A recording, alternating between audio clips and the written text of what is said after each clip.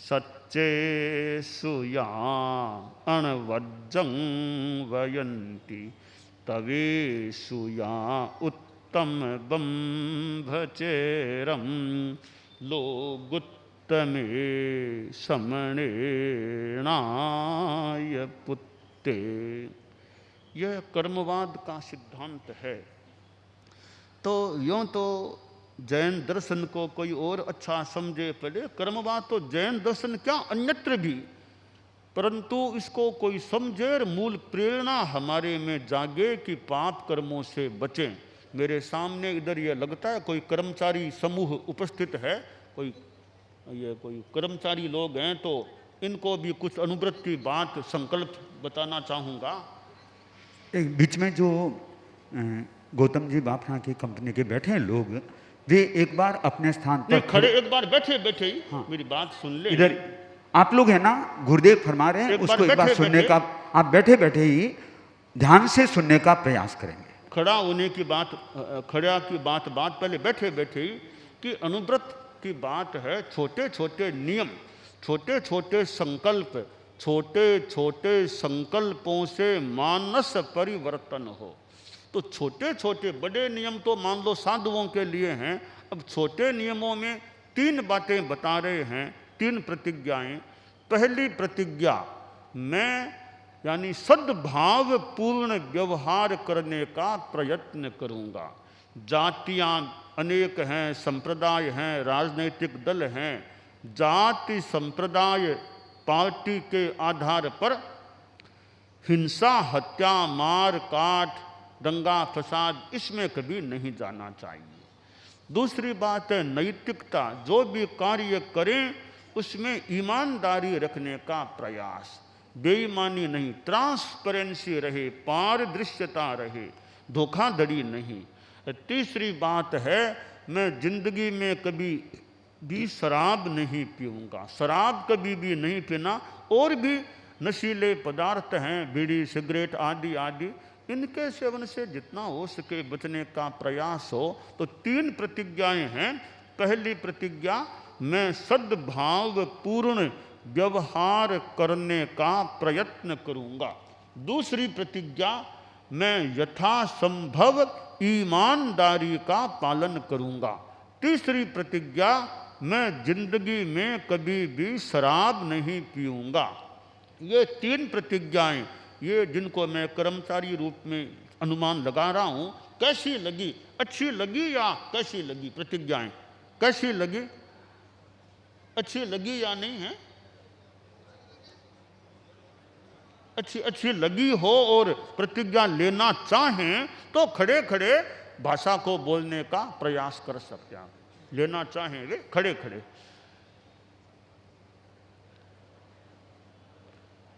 जितनी ले सकें उतनी ले सकते हैं। बोलिए, मैं सद्भाव पूर्ण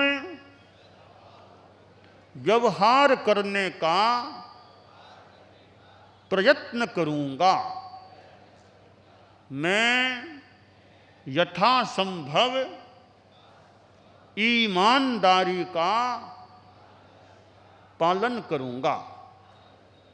अब तीसरे में देखिए, शराब जिंदगी में कभी भी नहीं पीना।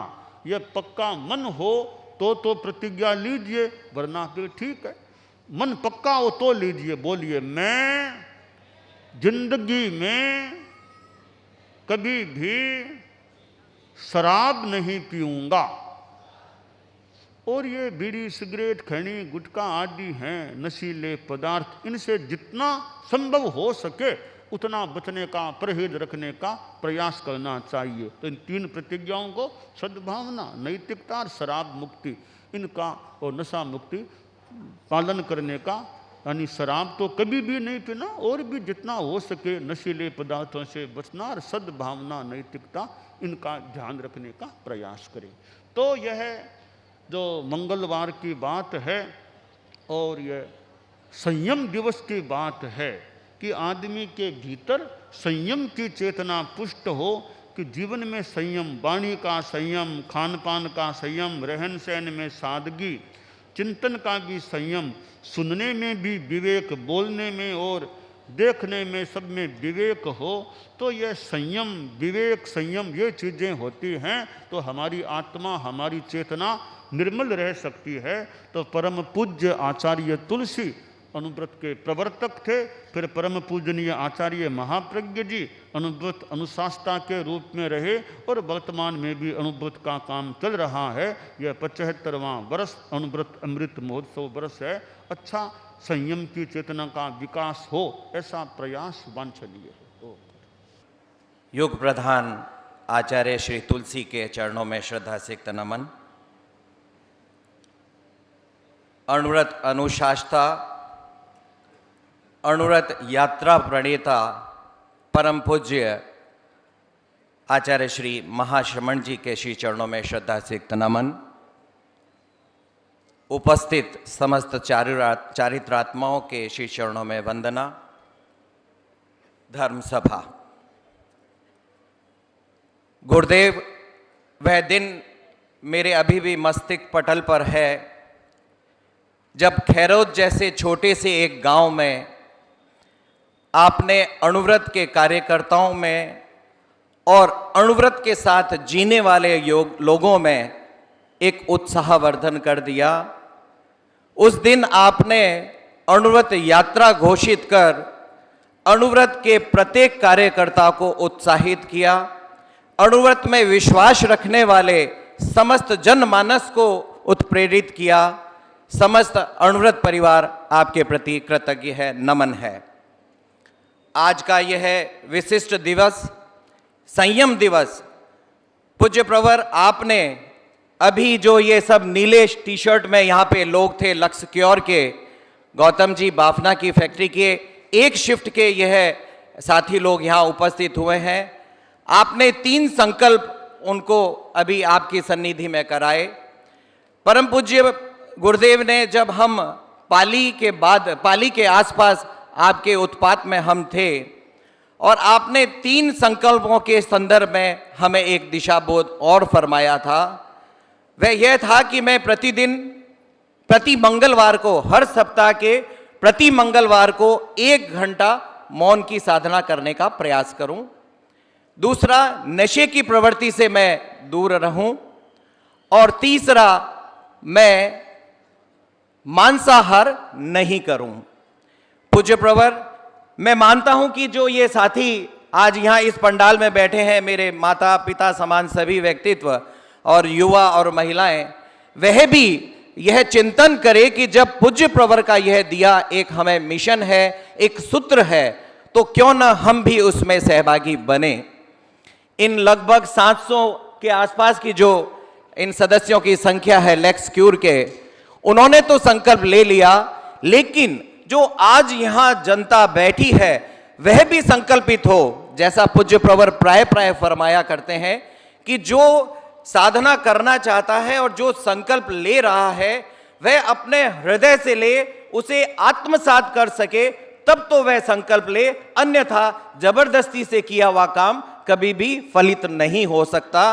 पूज्य प्रवर जब भी अनुकूल समझे तो इस जनता को भी, जो आज इस पंडाल में उपस्थित है, वह भी संकल्पित होना चाहे तो निश्चित रूप से आपके उपपात में वह भी संकल्पित हो।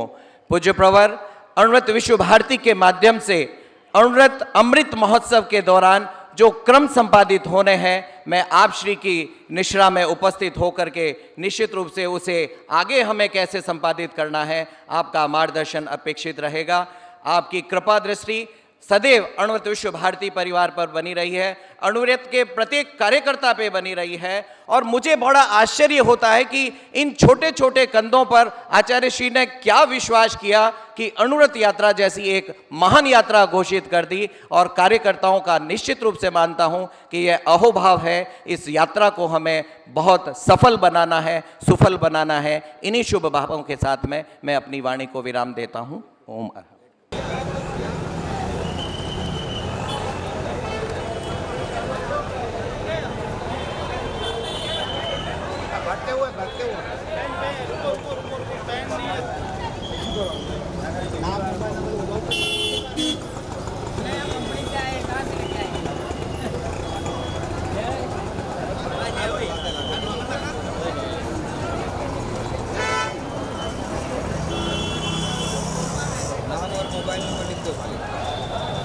दे तू भर दे अरे वार्ता पूरी दी जाए मारू लगे दे ले मारू लजू ले जाए मार ले लस लस गदी ने बोल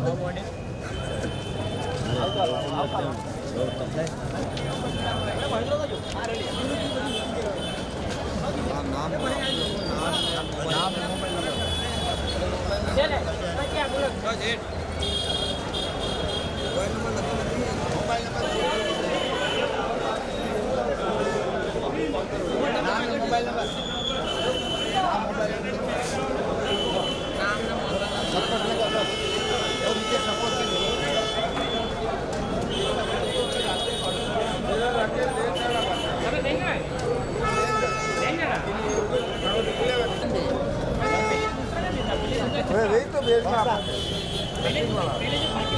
वो संकल्प पत्र लगा ये स्वयं मंगलवार के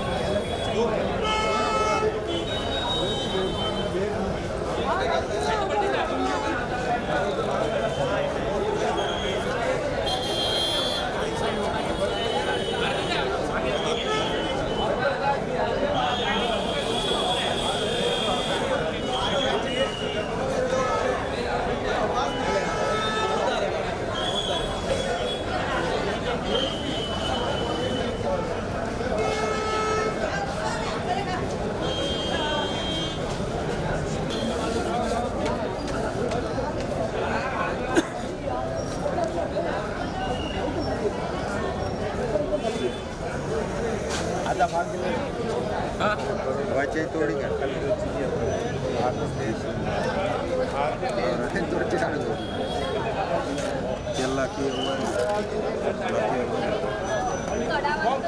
फॉर्म करवा ना हम आए बाहर हाथ में काटो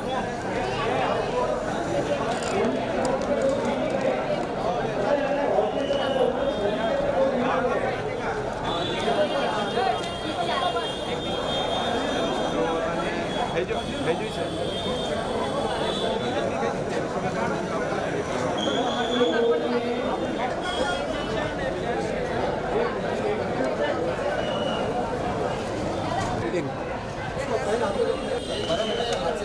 અરે લાયો આ માર્ટમાં આવતો છે ले रहा हूं नाम और मोबाइल नंबर भर के आपको लगे कि मैं क्या कर रहा हूं वो जरूरी नहीं है आपको सारा लेना है जो अपन कर सकते हैं नाम लिखे नाम नंबर और नाम मोबाइल नंबर लगे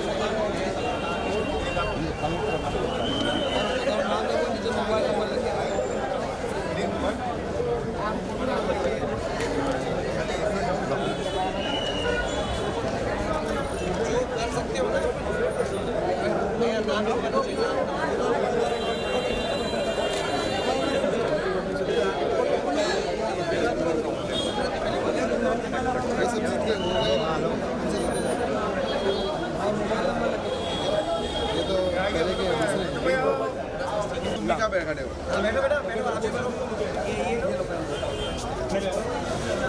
क्या भाई साहब ने पूरी जिम्मेदारी ली है पूरे 5,000 ही बनेंगे कर्मचारियों का 1,000 के लिए 5,000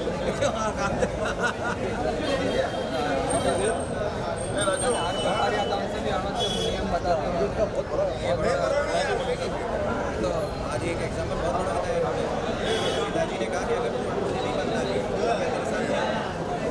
इन्होंने बाजी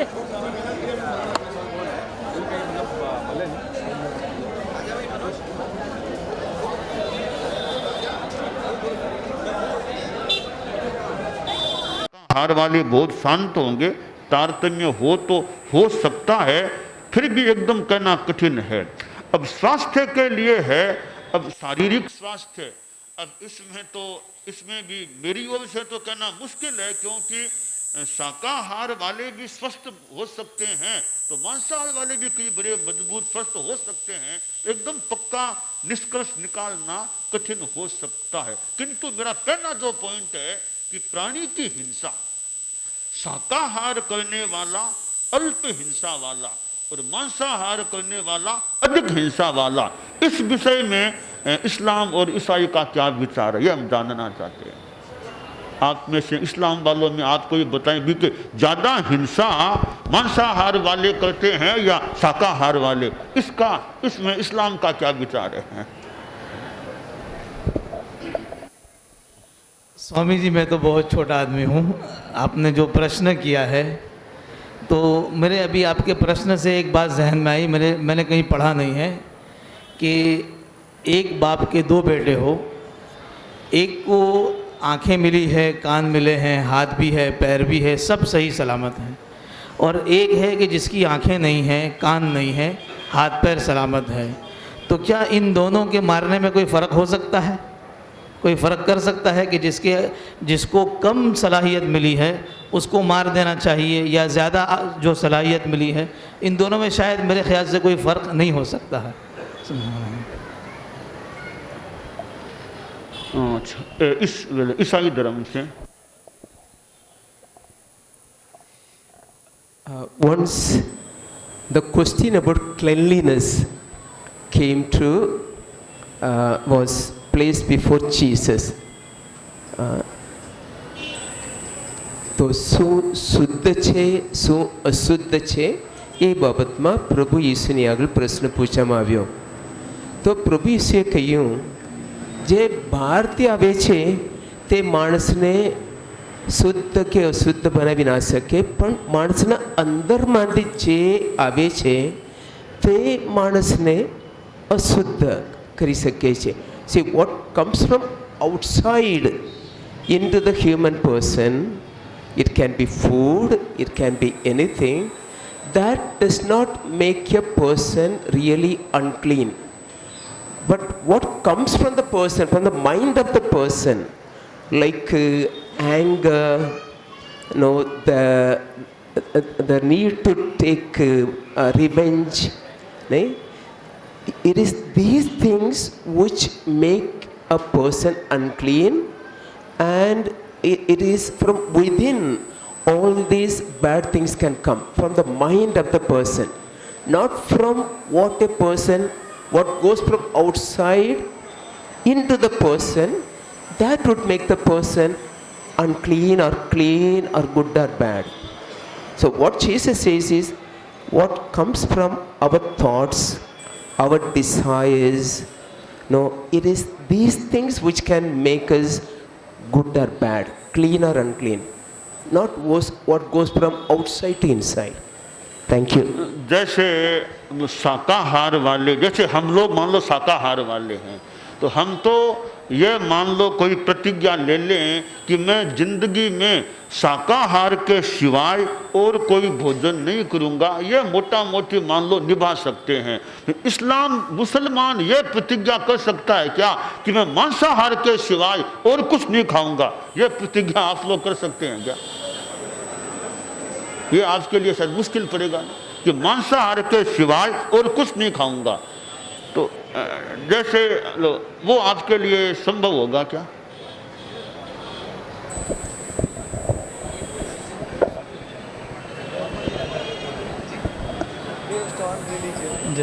आचार्य श्री, आपने जो ये पूछा है, असल में बात यह है कि इस्लाम ने मांसाहार को कंपलसरी कहा ही नहीं है। बहुत से ऐसे हैं कि जो बिल्कुल नहीं खाते हैं। हाँ, खुद हमारे रिश्तेदार भी ऐसे हैं कि जो बिल्कुल मांसाहार करते ही नहीं है, उनको पसंद ही नहीं है। तो ये कंपलसरी नहीं है, बस एक ऑप्शन के तौर पर इसकी इजाज़त मिली है बस। नहीं, परंतु मांसाहार करना इस्लाम के अनुसार बुरा नहीं है, गलत नहीं है, करना गलत नहीं है। यानी बेवजह मारना तो गुनाह है, जैसे मैंने शुरू में बताया था। हाँ, ज़रूरत है तो उसकी इजाज़त है बस। यानी आमतौर से मुसलमान तो मतलब नॉन वेज खाते होंगे ना आमतौर से, वो यानी खाना इस्लाम की ओर से कोई निषिद्ध नहीं है, मना नहीं है, मना नहीं है। तो अब मना नहीं है तो हमारा यह है कि जैसे हम धर्म की बात करें तो धर्म में अहिंसा धर्म है, अहिंसा धर्म है। तो हम लोग ये प्रतिज्ञा मान लो कोई जैन या ऐसे लोग ले ले कि मैं जिंदगी में शाकाहार के सिवाय और कोई भी भोजन नहीं करूँगा, मेरा प्रण है, तो वो तो मान लो निभा लेगा, आशा करे निभा सकेगा। तो कोई ये ले ले कि मांसाहार के सिवाय और कुछ नहीं खाऊंगा, ये निभाना संभव है। इस पर रिसर्च मैंने पढ़ा, तहकीक की नहीं है, जब होगी तो फिर बाद में बात करेंगे। अच्छा, इस पर रिसर्च मेरी है नहीं, अगर होगी तो फिर बाद में मौका फिर आएंगे इंशाल्लाह। पर देखिए स्वामी जी, ठीक है, कुरान करीम के अंदर जो हुक्म है कुलू मिनत तय्यबात, तुम पाकीज़ा चीज़ों को खाओ, पाक चीज़ों को खाओ, तो पाकीज़ा चीज़ों में मांसाहारी शाकाहारी दोनों हैं, और जिसकी रहबरी कुरान ने की है पाकीज़ा चीज़ें, और जो चीज़ें पाकीज़ा नहीं है, जो खबाइस में से जो पाकीज़ा नहीं गंदी चीज़ें हैं, उससे खुद कुरान ने रोका है। मतलब पवित्र चीज़ें, कुलू मिनत तय्यबात, पाकीज़ा और पवित्र चीज़ें, तो मांसाहारी भी है शाकाहारी भी है।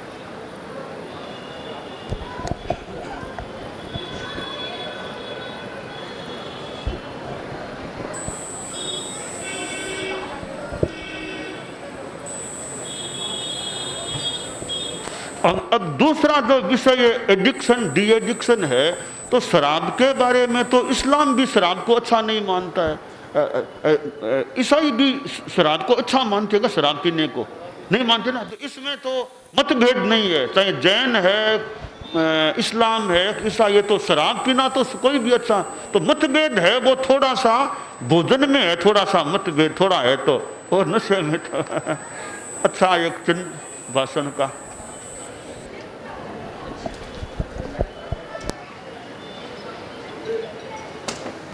हेलो गुरुदेव, इसमें एक चिंतन ये भी हम विचार विमर्श के लिए रख सकते हैं कि इस्लाम का जन्म जिन परिस्थितियों में हुआ, इस्लाम का जन्म हुआ है मरुस्थल में, और हो सकता है कि उस काल में वेजिटेबल्स वहाँ पे नहीं थी, तो ऐसा कहा गया कि उनकी पेट की पूर्ति के लिए, उदर पूर्ति के लिए ये मांसाहार का चलन हुआ।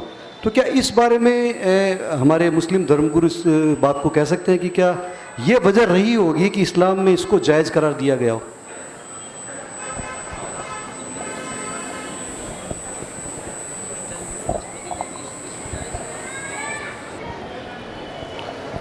नहीं, ये ऐसी बात मैंने पढ़ी नहीं है। जहाँ तक मैंने पढ़ा है ये एक आम इजाज़त है। उस वक्त भी खजूरें बहुत अच्छी तरह मिल जाती थी, और खजूर ऐसी चीज़ है कि जिस पर ज़िंदगी गुजर सकती है। मोहम्मद साहब के बारे में आता है कि 2 महीने लगातार गुजर जाते थे कि उनको कोई खाने की चीज़ नहीं मिलती थी, खजूर और पानी, उसी पर उनका गुजारा होता था। ये होता था उस वक्त भी।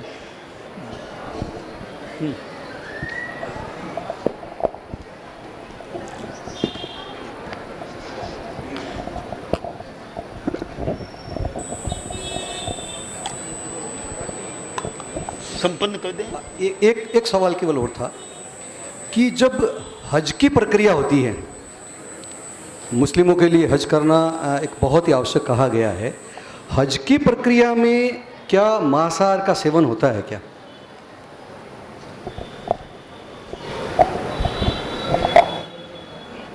अब जी हाँ, आपका सुविधा है।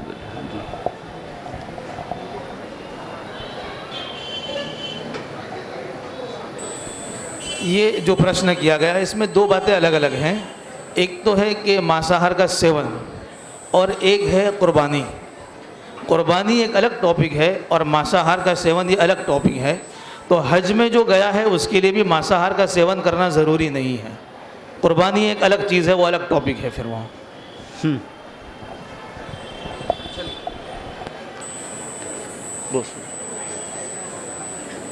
कार्यक्रम को पूर्णता की ओर ले जा रहे हैं, तो आभार ज्ञापन के लिए अविनाश जी नाहर जो विभाग के अध्यक्ष हैं, जिन्होंने इस सभी कार्यक्रमों का आयोजन किया, तो मेरा अविनाश जी नाहर से कहना है कि आभार ज्ञापन करें और जो सम्मान का कार्यक्रम है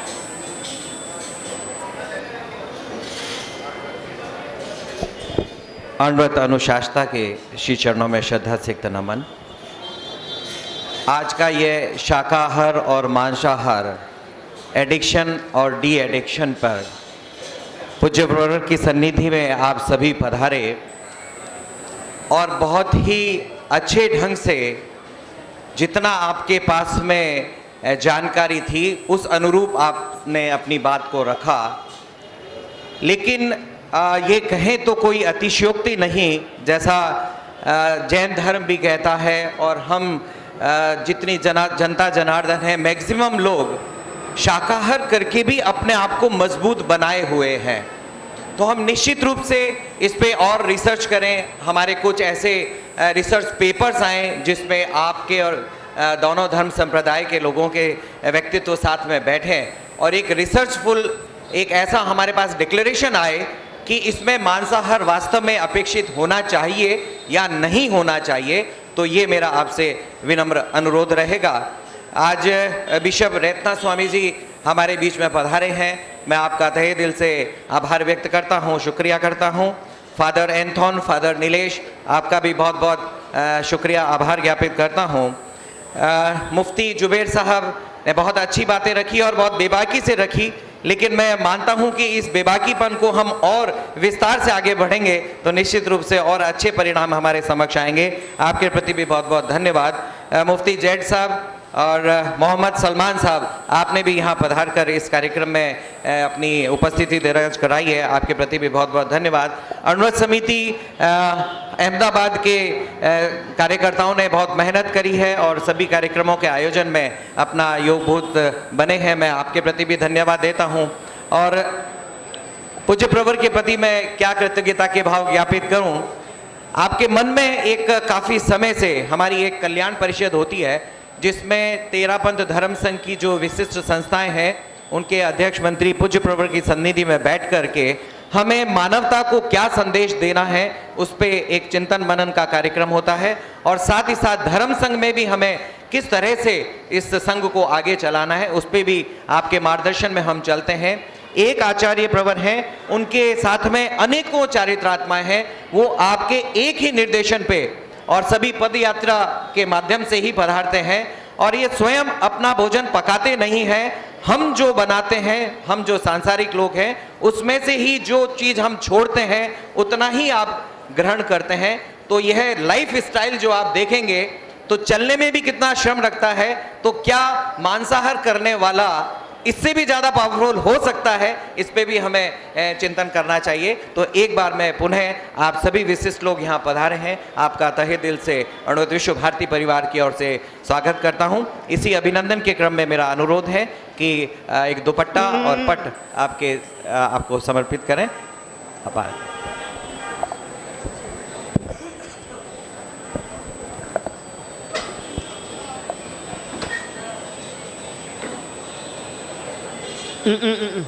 धड़कन है।